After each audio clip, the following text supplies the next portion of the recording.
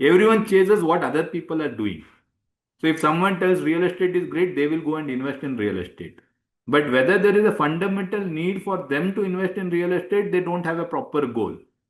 Okay, so then people get carried away with the peer pressure and social pressures, because people around them are putting money into different baskets. So each one wants to try to put those money in those baskets. That doesn't make sense. Welcome to Money on Duty. This is your special show brought to you by SBI Mutual Fund. And the whole idea is to celebrate them who help you decode your money.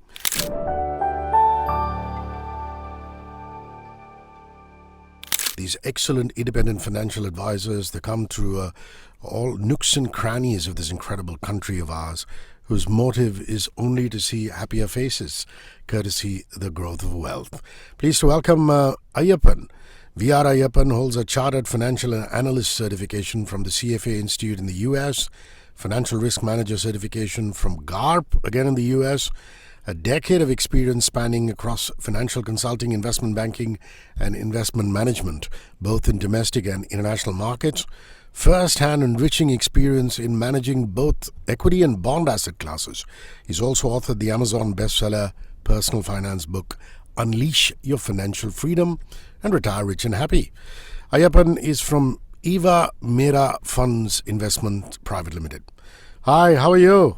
Hi, Hrishi K. I'm fine. Good What morning. what to me is fascinating is that you've worked across so many wonderful sectors, and obviously you've now settled at starting your own outfit. Is this the happiest you've ever been? Yes. So the journey has been over last 7 years. So we are able to add value to a lot of families. So that's what I like a lot. Wonderful. Ayyappan, SIPs are a household name now. That really is your theme. But are investors regularly topping up their SIPs is the big question because of lifestyle changes and inflation. So let's get underway. What's the ideal amount of investment for a 25-year-old living in a tier 1 city? What should it be? So if someone is living in tier one cities, generally if you see they start with a salary of say 20,000 per month to 1 lakh per month. Okay. This is what general the salary level would for most of it. Unless they come from a top B schools or top institutes, the salary might be on a higher side from 1 lakh to 3 lakh. So rather than specifying a number how much they should save, I can specify the percentage of their income how much they should save. It's a relative number, right?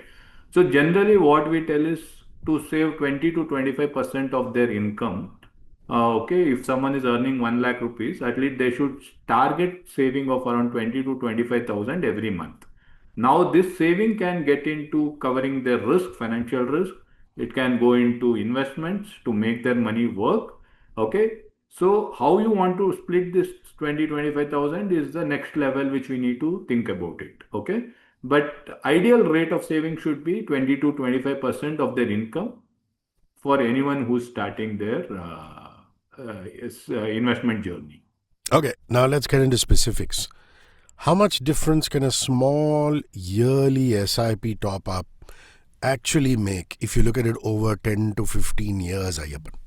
Okay, so now most of us are comfortable with the concept of SIP, which is systematic investment plan. So each one of us are going to invest a monthly some portion of the amount, okay, which is similar to your RD, right? So then for few people who doesn't understand what is SIP top up or SIP step up, is incrementally you are trying to increase your SIP year on year, okay, which can be in absolute numbers like every year I want to increase by 2000 my SIP, or it can be in terms of percentage I want to increase 5 to 10% of my SIP every year, right? This is a systematic way. Now generally what happens whenever someone wants to make an investment, they do first level of financial planning and they start with a certain SIP, right? But after few years their goals might have changed, the requirements would have changed, and the requirement for that goals will change. Okay. Are you taking care of that? A requirement of the incremental goals that can be tapped well through an SIP step up or a SIP top up. Okay. Another logic is simple. Every year, our expenses is going to increase by 5 to 10%. Just inflation is going to push up your expenses. right? Apart from whatever lifestyle changes we do to ourselves, right? For most of us, income will also increase by 5 to 10%. Okay, that is again questionable. Some people may not have income growth, but that doesn't mean that their expense will not grow. Okay, so every year your income is growing, expense is growing, then your saving also should grow that by that proportion. So on average, our income and expenses is growing between 5 to 10%. So we should have a strategy to increase our saving by 5 to 10% so that our goals can be comfortably achieved over a longer period. And the best way to do is you do an automated method through SIP step up or SIP top up. Aiyappan, is topping up an SIP more powerful than starting a brand new SIP? That's a quandary that a lot of people are struggling with. Okay, so whenever we start an SIP, we have certain goals in mind and we have certain risk profile, right? Based on a particular risk appetite, we started an SIP. Now, when the time comes to increase your SIP, you have two models. One is either step up the existing SIP or you go for a brand new SIP. The question is, if you want to step up the SIP, you are presuming that your risk profile is still the same, right? Because I am investing in a mid cap. So next year I keep increasing my mid cap by step up. Let's assume I'm investing a 20,000 SIP in mid cap and next year I go to another 2,000 extra to mid cap. Then my risk profile of that investment will remain same. So it makes sense for you if your risk profile remains same, you can step up. Okay. But if your risk profile changes, assume you are investing in a mid cap, you want to take more risk. Okay. Then you can go on that 2000 extra to a small cap fund. Or you want to reduce your risk.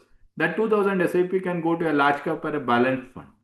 Okay. So depending on your risk profile movement, whether you are becoming more aggressive investor or more defensive investor, you need to take a call whether you want to continue and step up the existing SIP or go for a brand new SIP, right? This is one way of looking at it. Second thing is obviously you need to look the underlying fund which you are investing is a quality fund. So you need to step up only if the fund is performing well and it still meets your requirement, right? So if you have in the first place, if you have chosen wrong fund, because most of the times what happens when investor goes, they look at the highest return fund. Generally, those will be some theme or some sectors. So you would have entered at a wrong cycle of that fund and you keep stepping up that. It may not make sense for you to continue and put more money into those funds which may not fit your requirement. Okay. So these are the two angles. One is if the fund is performing, fund suits your requirement, stepping up can be considered, provided your risk profile also remains intact. But if there is a drift in your risk profile, if it becomes more aggressive or more conservative, then better you start a brand new SIP rather than stepping up the same SIP. Makes sense. Are we investing? Under investing because we underestimate how expensive our future lifestyle will be? We are underestimating the value of inflation a few years from now? Yes. So most of us, or 90% of us, we underestimate our future requirements. Okay. I can tell you, if someone is 30 years old, okay, let's assume I've given a hypothetical example. Today, if they are spending 1 lakh rupees a month in a metro cities for their livelihood. Assume they want to retire at the age of 60. How much do you think there should be a retirement corpus should be? Okay. So if I tell you 1 lakh today in next 30 years, inflation adjusted value, okay, would be at least close to 4 lakh rupees a month. When they retire, they require at least 4 lakhs every month. Now 4 lakhs every month means 48 lakhs or 50 lakhs per annum is what you need to withdraw. If you want to withdraw 50 lakhs, okay, general withdrawal rate should be around 4%. Okay.